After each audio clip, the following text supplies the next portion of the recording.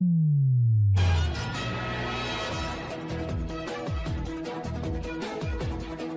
watching SUNtv, broadcasting to the world from studios in Providenciales, in the beautiful binational Turks and Caicos Islands.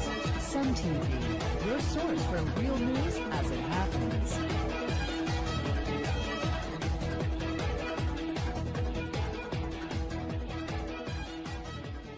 Former Deputy Premier and Minister of Education Lillian Boyce calls on government to create more scholarships and job opportunities for Turks and Caicos Islanders. Current Deputy Premier Akira Mizik advises young people to work hard. The first ever Haitian art and craft exhibition to be held this coming weekend. Digicel presents Clement Howell High School with a whiteboard. Scotiabank donates Christmas gifts to senior citizens, and Beaches Turks and Caicos throw a Christmas party for kids. I'm Toddleen Dafferlin, and thanks for watching SUNtv, and happy holidays to all of you. Former Deputy Premier and Minister of Education Lillian Boyce has called on the government to create more scholarship and job opportunities for Turks and Caicos Islanders, especially the young people. Mrs. Boyce warned that if the Turks and Caicos Islands continues to cut their education budget, reduce scholarships, and not provide jobs for its people, it will lead to the creation of a social time bomb for which the country will pay a very dear price in the future. The former minister was the guest speaker on Sunday, December 15th at the New Beginnings Vocational Schools education ceremony, which was held at the Paradise Baptist Church. We hear more in this report. The harsh reality is that if we continue to cut the education budget and reduce scholarships, we are really doing nothing more than creating a generation of lost, hopeless, undereducated youngsters and contributing to the development of a social time bomb. In harmonizing our education policy with our immigration policy, we must enforce the regulations and laws as they relate to our citizens, being allowed to understudy for a prescribed period before moving into leading roles in various organizations based on fairness and merits. With an elected government in place once again, we must pay particular attention to development orders and investment policies to ensure that there are no over-generous provisions that will allow for the wholesale of unreasonable hiring of senior managers at the expense of disadvantage of able and qualified Turks and Caicos Islanders. In collaboration with the Labor and with Immigration Department, we must carry out the necessary due diligence and conduct human resource audits so that the students in whom we have invested are swiftly and properly placed in the job market on completion of their studies. Addressing the theme of the education ceremony, Mrs. Boyce said that if education is the key of nation building, the Turks and Caicos Islands must think 15 to 20 years ahead and create a strategy to ensure the education system can produce the kind of workforce that the country will need for the future. The society and economy that we should have in mind for a modern Turks and Caicos Islands cannot, as it is now, only be centered around tourism and construction. We have to imagine, contemplate, and devise a much more diversified and sophisticated society, an economy, and start to invest heavily in our people so that they are prepared to embrace it and function effectively in it. Quite frankly, that is the only way to move forward.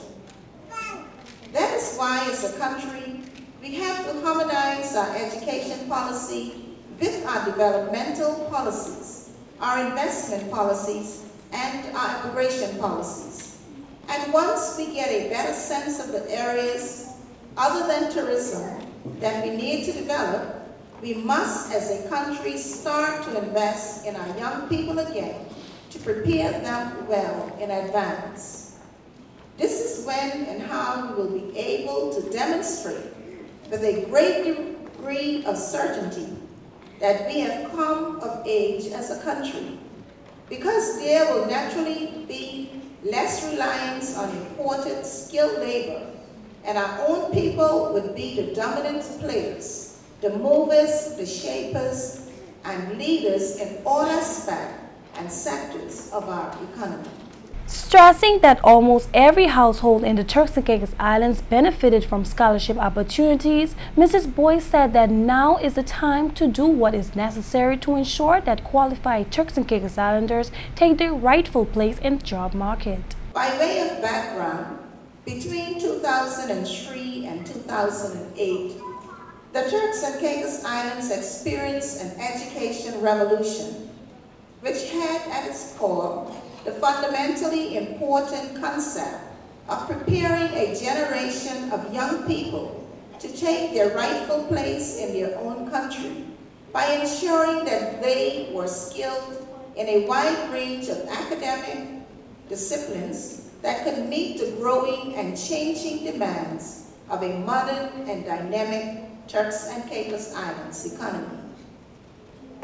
Satisfying the requirements of the rapid growing society during that period also meant that as the Minister of Education, I had to take into account the changing demographics that came along with the development that was taking place at the time. An emphasis, therefore, had to be placed on responding to those needs in a manner that ensured that education was provided for, regardless, and provided for all, regardless of origin, and that no child was left behind.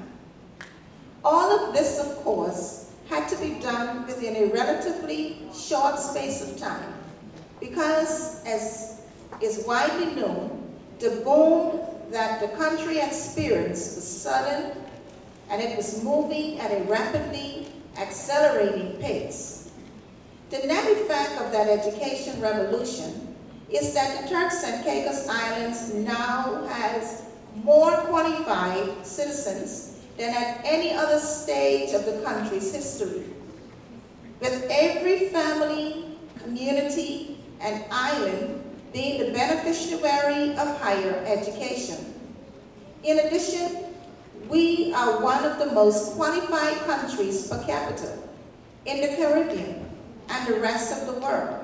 The former education minister stated that during the period of direct rule, the British government stripped the TCI's education system down to bare bones, and this has taken the country backwards. I cannot emphasize enough that as a small developing country, when it comes to developing education, we in the Turks and Caicos Islands must have a bold vision and a strategic plan. We must be a strong intellectual force and be prepared to fight and resist those British officials who want to strip our education system down to bare bones. If we don't stand up to them, we will be betraying and disappointing a whole generation of young Turks and Caicos Islanders. Education is the only instrument we have that can shape our future, and the investment and attention we give to it cannot be minimized. Based on what is happening in their own country, we know that the British have a totally different approach to education and its funding. But we in the Turks and Caicos Islands have to make and keep making strong and attractive arguments about the importance of education to our people. For it is only when we plan carefully and logically and match our investment in education with our development strategies that we will be able to seriously talk about having a bright future and a sustainable economy in the Turks and Caicos Islands for many years to come. Mrs. Boyce said the country should be very concerned about the number of young people who leave school every year with nowhere to turn, with no opportunities for higher learning and no jobs to secure. Let me therefore emphasize that a country that does not invest heavily in the education of its people will eventually pay a very dear price for it. Education, as I have already said, must be regarded as an investment and not as an expense. Any young developing country that embarks on drastic cuts in education simply because it wants to balance a budget or achieve a surplus is a country that is heading for social and economic disaster. As it now stands, we have a real and serious concern with hundreds of students leaving high school every year, but nowhere to turn. Jobs are scarce, scholarships are not readily available, and opportunities for higher learning are not affordable for some persons. For many of these young persons, there is little or no hope, and the future is bleak. Their dreams and aspirations for a scholarship or for higher education have been dashed. In the absence of any viable option and without any doors being opened to them, we as leaders in the society must ask ourselves, as these youngsters must have been asking, what will the future be? We must move swiftly to restore hope, seek to persuade them that all is not lost, but most importantly, we must offer them tangible evidence by providing more of them with opportunities of higher learning, and then ensure that it will ultimately lead to them securing jobs. Honorable Akira Mizik, the current Deputy Premier and Minister of Education, Youth, Sports and Culture, also addressed the graduation ceremony and had some very special words of advice for the graduates. Hard work has to be the focal point of all your endeavors. If you lose sleep, that's fine. I always say to myself, maybe all the time, every day, make haste when the sun is shining. Use your youth to your advantage. Spend the extra hours working if needs be. If you're able to get 2 part-time jobs, then do it if you're unable to get a full-time job. If you're able to go to the community college in the evening, do it. You are here to make yourselves better than you are. And I know all the parents and guardians in here today want that for you. They do not want you to struggle as hard as they had to do to get you here today. Honorable Mizik also told them that they have obligations to their school and also to seek further education. She told them that hard work has to be the focal point of all of their endeavors. When you seek employment or you secure employment or you go on to further education, you must not forget the institution that has you here today. Why must you not forget this institution? Assist with raising funds for the school. You all have gone through the program. You've seen some of the conditions that we need to improve at the institution, and now the burden rests with you as the alumni of the school. The second goal that you must have, and that you will have to achieve, is seeking further education and or employment. Now that's what I'm here to help with, especially the further education part, because we have launched successfully the apprenticeship program with Beaches, Turks and Caicos.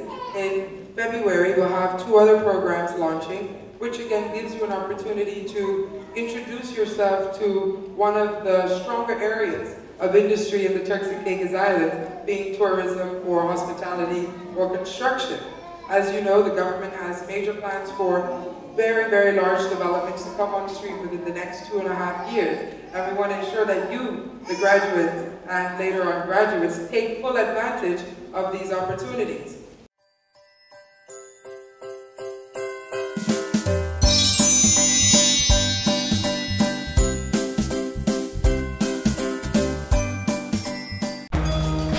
Life moves fast.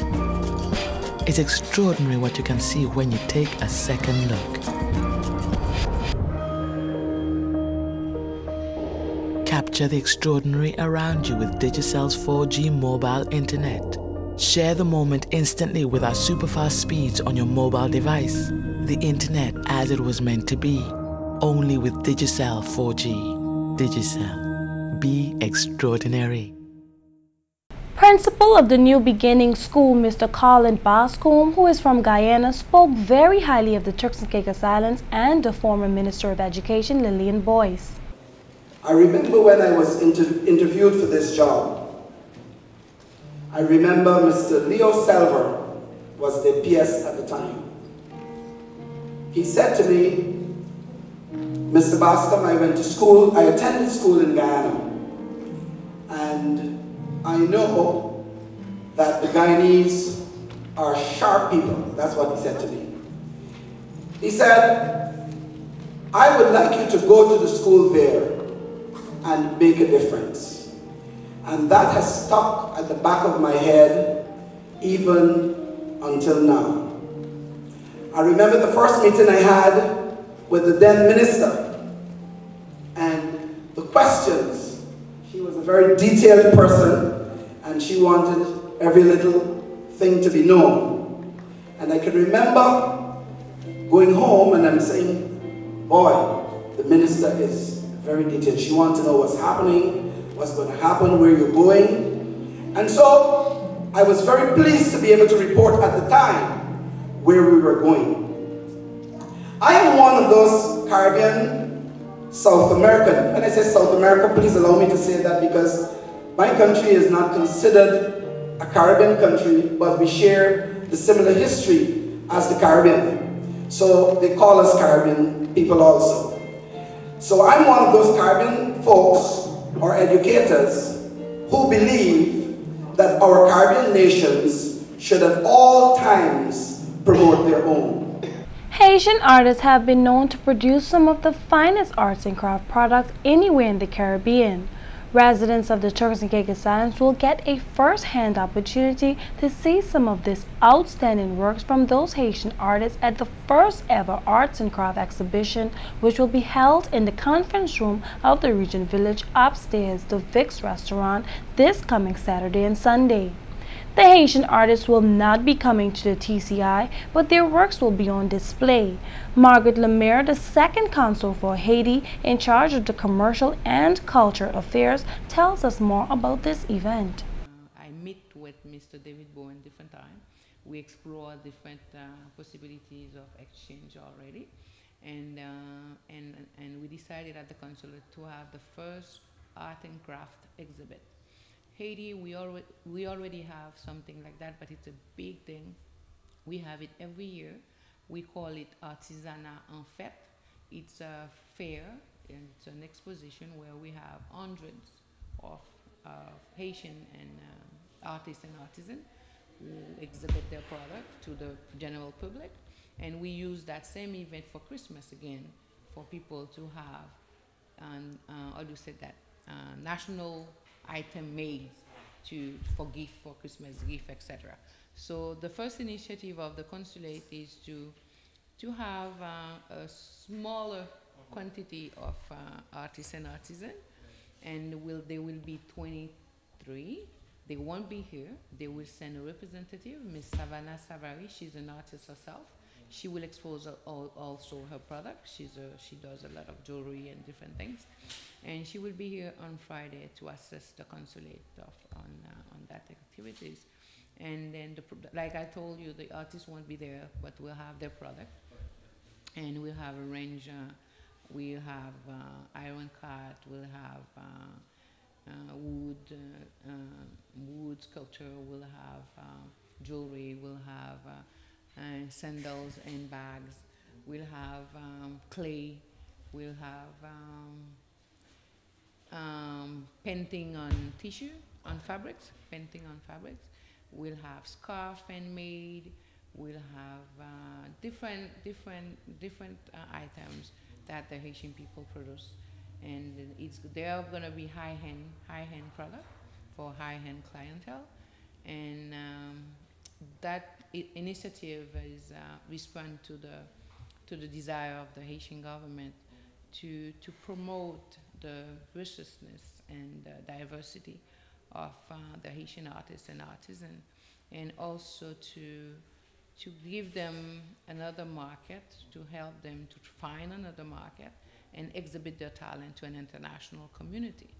So the consulate is the objective of the consulate to follow the desire of the government is to, like I told you, to strengthen the relationship between the two countries. Also to promote a new image of a country and to promote the culture and the arts of the country, but also to try to give to the Haitian people living in Turks and Caicos a sense of pride and to reinforce their pride and to let them know, like we went to the Citadel, they were able to saw the Citadel on TV, and this is part of their culture. And those talented artists and artisans who will send their product are also part of our culture. So we would like for them to pass by and see what we do, what they do as Haitian people, and that will give the opportunity for the residents of Turks and Caicos, for the foreigners living in Turks and Caicos, for the tourists living in Turks and Caicos, to have a taste of Haiti. Over the past few weeks, you may have seen a white van with Santa Claus on top and blowing snow. The snow van has been quite an attention grabber on the island of the Providencia Islands. SUNtv caught up with Captain Bill, a resident of the Turks and Caicos Islands for the past 26 years, and who is the man behind the snow. It's a fun thing. Everybody loves it. A lot of people have never seen snow before. I was searching what to do this year, and I said, what can we do? Snow. I've been waiting since February to put this snowman out there. This is the best money I've spent in my whole life right here on this snowman. And everybody loves it. It's a special water mixture. It's a company that makes it. They specialize in parties and things in the States. And it's biodegradable, you can eat it. And they have two different ones. One you can put in the machine and it'll land on the ground and you make snowballs. But that would be slippery, so I didn't want to do that one. This one gets up in the air. And it's just beautiful to be riding around and see snow on Provo. This is the 4th year. The first year I just put a wreath and some lights, and the next year I put the candy canes and Santa. Last year I put the music, and then this year I decided I'm going to have something really special and did the snow. I don't know what I'm going to do next year. I'm running out of ideas. What's the reaction from people? Everybody loves it. I haven't seen one person. Even if it blows inside their car, they don't care. The little kids are dancing around in the streets. It's beautiful. Another 2 weeks and then it's going to be tore down, so enjoy.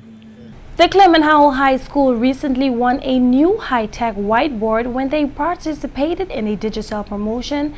Digicel CEO Jay Saunders and the company's head of marketing Ava Fulford went to the school to make the presentation to the excited students. We hear more in this clip.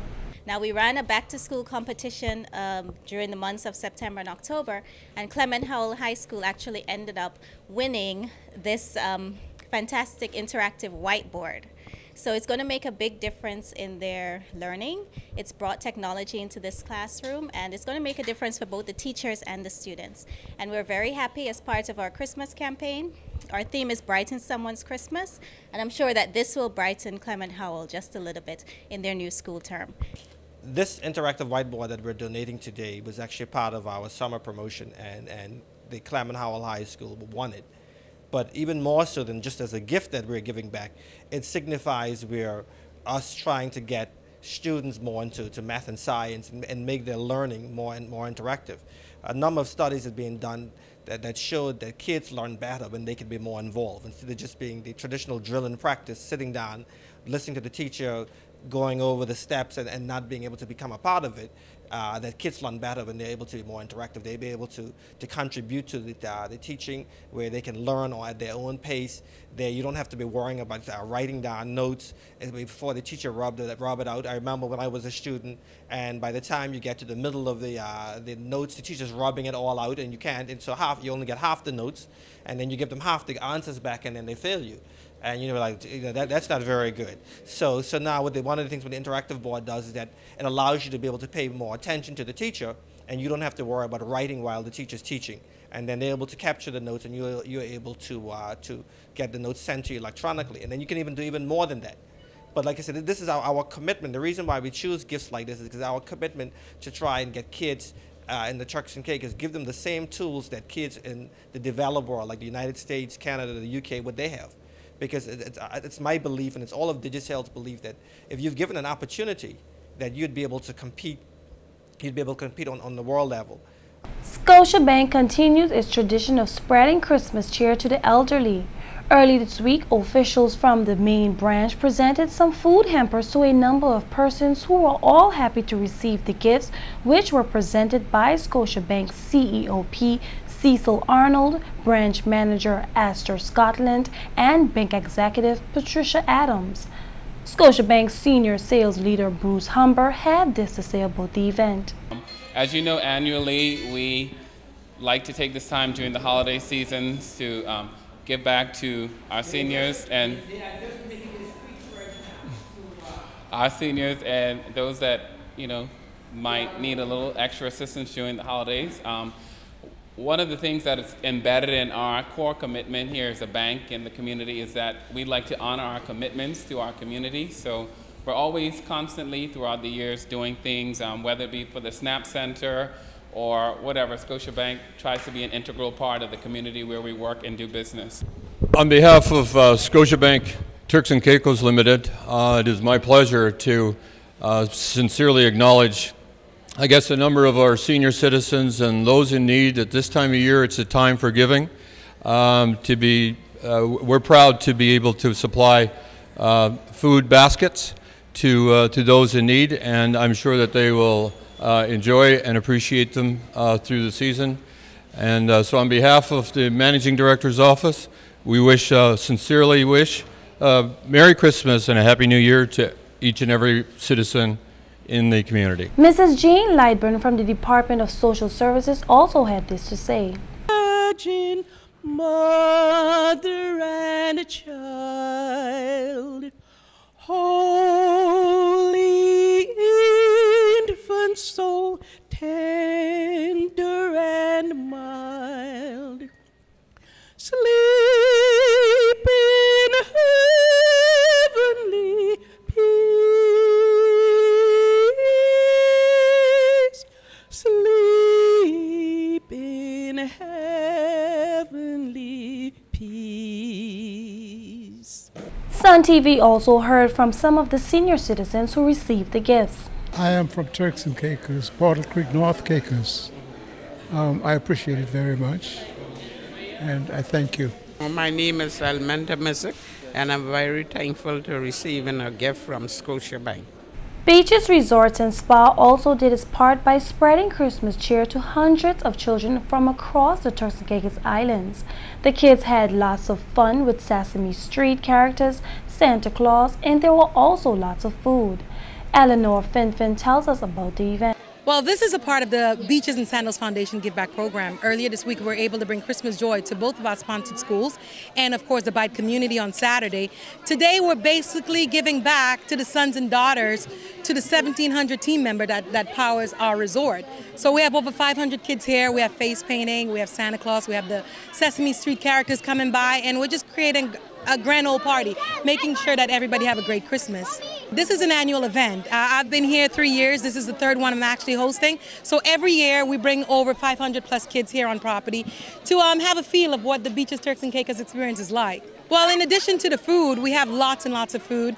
We have face painting, we have the Sesame Street characters, we have Santa Claus coming by in a few minutes, and of course we have presents. Well, thank you for watching SUNtv News. On behalf of the management and staff of the Sun Media Group, we would like to wish you and your family and friends a Merry Christmas and Happy Holidays. We sincerely hope that you totally enjoy the holiday season and that you stay safe as you go about various activities. Don't forget, if you have any events that you would need covered, just contact SUNtv at 946-8542 or 339-5879 or email us at sun@suntci.com. With SUNtv, you can get your news on your mobile device, computer, smartphone, or tablet anytime, anywhere you are in the world. Thanks once again for your support and for making us the leading choice for television news as it happens in the TCI. I'm Tarlene Dafferlin.